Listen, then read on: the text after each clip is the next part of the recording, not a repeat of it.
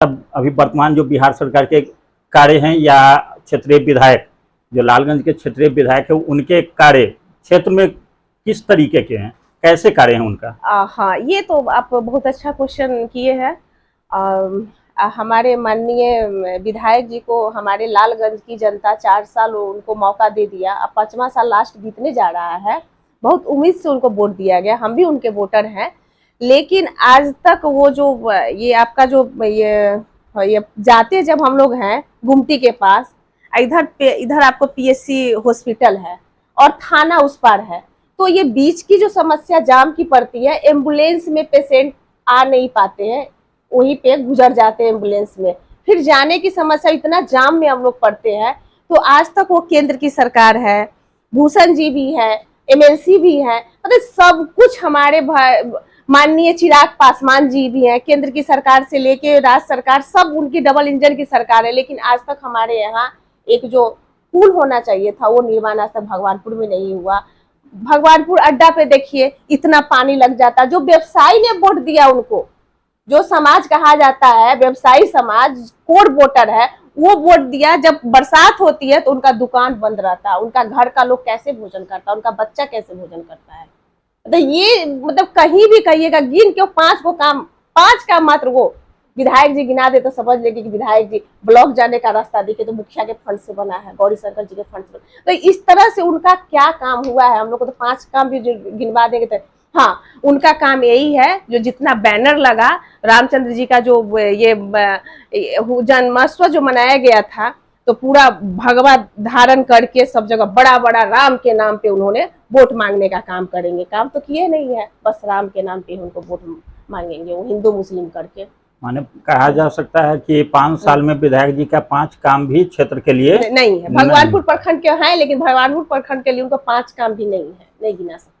Madam अब आप CHC के भी मामला को सामने लाई हैं, तो सीएचसी में जो कुछ सुविधाएं देखने को मिल रही हैं अभी, वो उचित है क्या?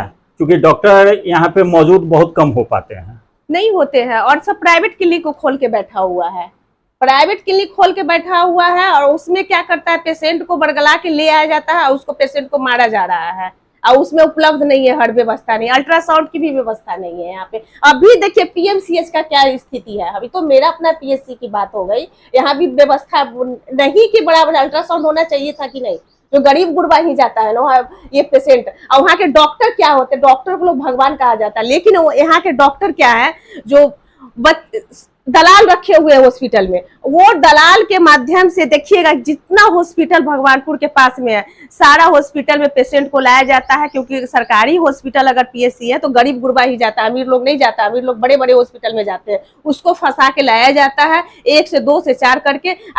पेशेंट को जब उतना व्यवस्था नहीं मिल पाता, इतना तक कि पेशेंट कितना मर गया, जो कि अमित जी का एक क्लिनिक था जो हम लोग बंद भी करवाए थे। इस तरह का मामला यहाँ भगवानपुर में खूब चल रहा है। अब भगवानपुर में ही नहीं चल रहा है, आपको पीएमसीएच का मामला भी देखिए, जो ये मनीष कश्यप जी गए तो उनको पिटाई लगा, क्योंकि वो मुद्दा उखाड़ रहे थे। अगर मीडिया को आप मारोगे, कोई भी मीडिया हो, हम ये नहीं मनीष कश्यप भी नहीं कहते, आप भी मीडिया हो, आप भी जाइएगा तो आपका काम होता है दिखाना, गलत का दिखाना, जो भी हो तो कोई नहीं देखेगा, सच्चाई दिखाना, तो आप उसको पीटते हो, मारते हो।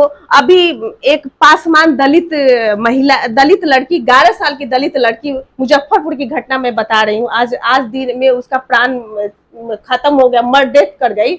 8 घंटा वो पीएमसीएच के बाहर रही, लेकिन उसको बेड नहीं मिला। चिराग पासवान जी, हमारे चिराग पासवान जी सांसद है, वो जाति के पासवान, जाति कोर वोटर उनका है, वो कोर वोटर की महिला के लड़की के साथ में बलात्कार हुआ। बलात्कार होने के बाद वो मुजफ्फरपुर में इलाज चला, इलाज के बाद वो पीएमसीएच में 8 घंटा तड़पते रही, लेकिन सीट वहां नहीं मिला। बताइए मंगल पांडे जी, क्या स्वास्थ्य व्यवस्था। जब हमारे तेजस्वी जी जब थे हमारे स्वास्थ्य मंत्री, तो 12 बजे रात में उठ के चेक करते थे। डॉक्टर क्या छुट्टी पर कहाँ रहते थे, अपनी पत्नी के साथ विदेश है, वहाँ सारा डायरी चेकअप करते थे, और तब सारा डॉक्टर को आना पड़ता था, एकदम टाइम से देखा। उस टाइम में मेडिसिन भी बढ़ा दिए जब स्वास्थ्य मंत्री थे। मंगल पांडे जी क्या कर रहे थे, कोरोना काल में कितना को मारा गया, जो स्थिति देखे वो कितना हड़कंप मचा था कोरोना काल में, वही मंगल पांडे जी आज भी है।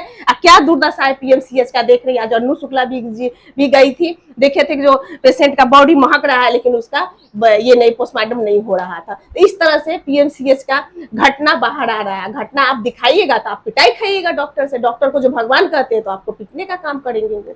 मैडम आप स्वास्थ्य पे आई हैं तो एक सवाल और क्षेत्र से जुड़ा हुआ ही है, स्वास्थ्य विभाग से ही जुड़ा हुआ है।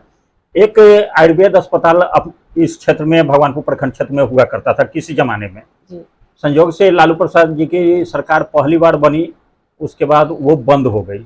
आज की स्थिति है कि सिर्फ खंडहर वहाँ पे मौजूद है। तो उसके जीर्णोद्धार के लिए आप अपने स्तर से क्या कहीं कोई पहल कर पाई हैं आज तक, या जानकारी है? हाँ, हम लोगों को तो क्या कह सकते, सरकार तो अभी उन्हीं का है, केंद्र में भी राज्य में भी उन्हीं का सरकार है और उन्हीं के विधायक हैं हमारे यहाँ, और उन्हीं के एमएलसी भी, सब तो उन्हीं का है। हम लोग का क्या है? भूषण जी भी एमएलसी उन्हीं के हैं। नहीं मैडम, एक विपक्ष का भी दायित्व होता है कि समाज में विकास करवाना। जी। तो उस तहत आपने क्या इस पे प्रकाश डाला कभी? आयुर्वेदिक कॉलेज पे तो मुद्दा आप बहुत अच्छा मुद्दा उठाए हैं, इस पे होना चाहिए क्योंकि अभी के दौर में, क्योंकि वो एक रिसर्च सेंटर भी था किसी जमाने में और भगवानपुर प्रखंड क्षेत्र में पड़ता है और वैशाली जिला का एकमात्र आयुर्वेद अस्पताल था जो रिसर्च सेंटर था, और यहाँ विदेशों से लोग भी आते थे इलाज कराने के लिए। लेकिन आज एक खंडहर, सिर्फ खंडहर पड़ा हुआ है और कुछ नहीं है उसमें।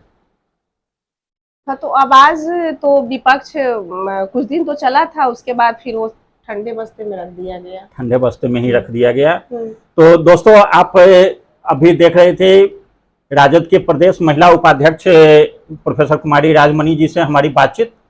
इन्होंने जो सरकार की कमियां भी थी, इन्होंने अपने स्तर पे क्या किया नहीं किया, इस चीज़ को भी इन्होंने प्रकाश में डाला।